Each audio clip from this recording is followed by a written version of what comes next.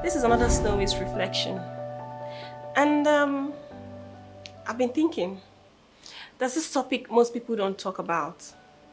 It's very important and rampant because if we have to weigh every human being we come across 24/7, we must talk about it because we definitely meet one out of every five we meet, every five persons we meet every day. It is called narcissistic personality disorder. Narcissistic personality disorder is a mental condition which people have, and it's unreasonably a high sense of esteem. It's a situation where you see yourself as very important, as so loved, as you just have a high sense of opinion about yourself. You have like an inflated ego of yourself. You feel you are the center of the universe and everything around the world must focus on you or nothing happens. This is a rampant problem and we don't talk about it. Not just in marriages, not just in relationship, but even in friendship and in work, in the workspace. You get to find so many people who just have an inflated opinion of themselves and they feel you should welcome it, you should accept it. Things would not work if it is not seen in their prism, in the view of how they see things, in the way they do things. You must love it their way. Some of us overlook these things. We just feel it's just this person's behavior. They are too controlling. They are too they feel so important, they feel so loved, and they feel they need to be wanted. But no, it goes beyond that. So if someone begins to have a very strong sense of importance, is preoccupied with his power, beauty, or success, or is so entitled and can only be around people who have power, people who have names, people who are important in the society. That's the only kind of people they must be around. They look down at every other person who does not have a name, does not have a title, does not have anything of importance to them.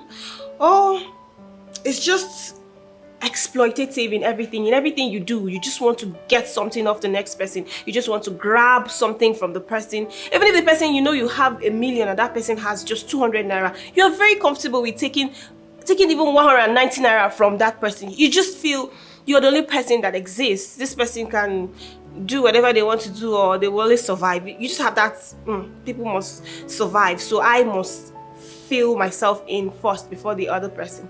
There's something wrong with you. Everything has to be for their own gains, for what they make out of it. You don't see a human being without seeing how you profit from that person. You must just profit. I know today we feel like I can't have a friend that I must not gain something from. Like, the relationship should be in a situation that I get something from you and you get something from me. Yes, that's the mentality of today. But not when you even want to grab the little thing that person has made. The only thing that keeps them going, keeps them as a human being. You just feel the need to take until you drain that person. It's a form of narcissism. But, we don't pay attention to these things. We just overlook it. And this behavior, this disorder is often accompanied by attitudes like arrogance, like lack of empathy. You don't really care.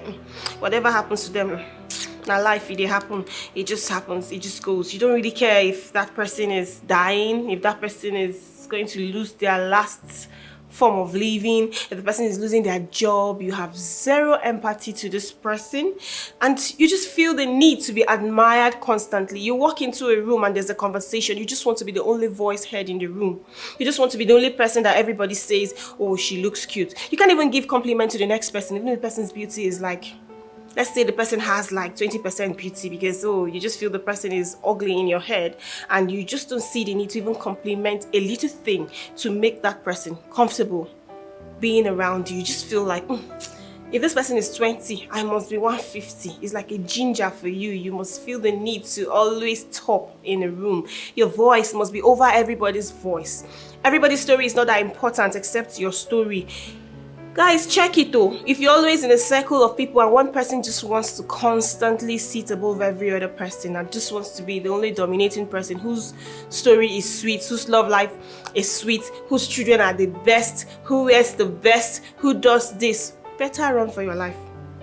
Because those people, like these people we call narcissists, their best moments, they get their high from seeing the next person down, like seeing you low. It just gives them this, I call it highness. It's like opium. It's like some sort of weed or highness. When they see the next person down, it makes them feel so elevated. There's this sense of I am better than you always in them. We often overlook this thing. These things happen even with partners. I've seen cases of husbands and wife, and the husband is always happier when he's seen to be doing better than the wife, and vice versa, where the wife also feels the need to be seen as the the person that is doing well. She provides, the husband is nothing and she's topping and she's better. And if the man even tries to do better, she tries to put him down because she must stay above him and she must be seen to be the omega in the family. Now these are, and you know, there are different kinds of narcissism. There's covert, that's the blown one. There's overt, the ones that are in. You don't see, they don't show their hand, they don't overly show you who they are. It's just the closet stuff. You're a closet narcissist. You do it when nobody's watching you. You don't show signs. You don't really let people know that, oh, I'm this person. When you're around people, you put up a nice front. Everybody believes you're the saint, you're the good one, and they actually feel you are amazing until they get to the house to see you or hear from someone who you're pressing or tormenting to know that you're that terrible. And they're the ones who don't really give a damn.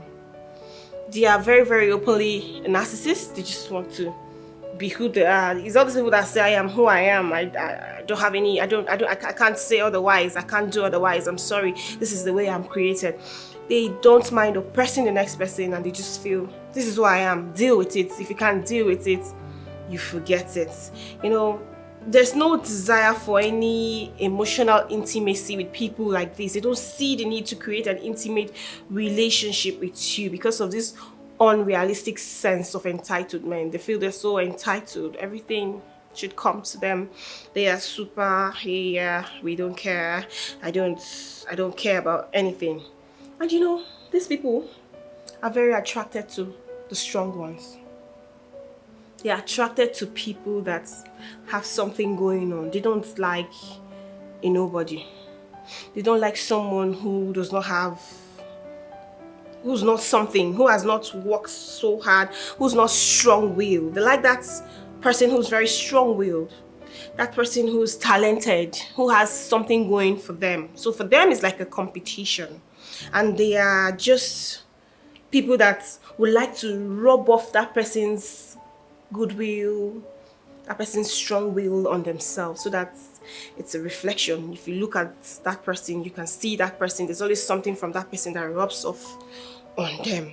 And they like the vulnerable ones, those ones who feel like, yes, because when I was growing up, I had this situation, so it affected me, and that's why I am like this. They just like people they can play that pity party situation so that they can feel like they're doing you a sweet favor. They're always there to tell you how amazing you are, even when they know that they are preying on you and they are trying to drag you down. They just capitalize on that little flaw you have and use it as a reason to launch themselves into you. And if you're not careful, they will drag you down, because that is what they are there to do, to scatter the small esteem and whatever you think you have, or that greatness in you, that power you have, that thing that makes you amazing. They have to bring it down to nothing before they can feel the high for themselves, because it's something that highs them to see you down. They also go for people who have traumatic pasts, and their favorite group of people are empaths. Those people who are very empathic, who sees the need to help you build, even when they feel like they know you're faking it, they know something is not sitting right, but you just feel like I'm a builder. I cannot abandon him at this point. I cannot abandon her at this point. I see the need to sit and join and build. You know, I can't run away. Let me follow you to arrange you. They're like, let me build you kind of people. They are empaths. They're very empathic to everything. And they fall for you because you feel like this person sees through you, this narcissistic person sees through you, and they always come through with the right words, but no, they break you at some point because they would use this empathic behavior of yours to destroy you. Now, I'm talking about this because it's very important for us to know the people around us, watch our circles, know the kind of people we bring into our life. You do not want to bring a Delilah with a blade to shave your hair. You do like. I'm not saying Delilah in the sense that it's just women. Men could also come with a blade. Friends could also come with a blade. Family members could also be narcissists. So we need to pay attention to the people around us and ensure that we keep good people in our circle and we flee when we see horrible people so that we don't have stories that touch in the end. So I hope you enjoyed today's reflection with Snowy, and I just hope you're a lot more careful and a lot more observant about the people around you so that you don't fall a victim of narcissistic people. Do have a lovely day and enjoy the rest of the day.